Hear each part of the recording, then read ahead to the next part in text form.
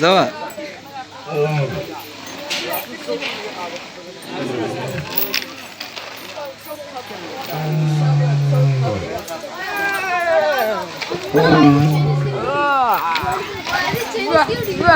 biar tuh gede lebih hamam.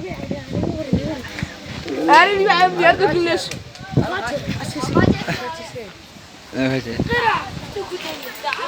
Lu gede, asal lu ada situ deh.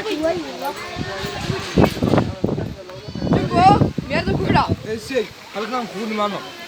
Ya. Tunggu, biar tuh gede. Hello, hello.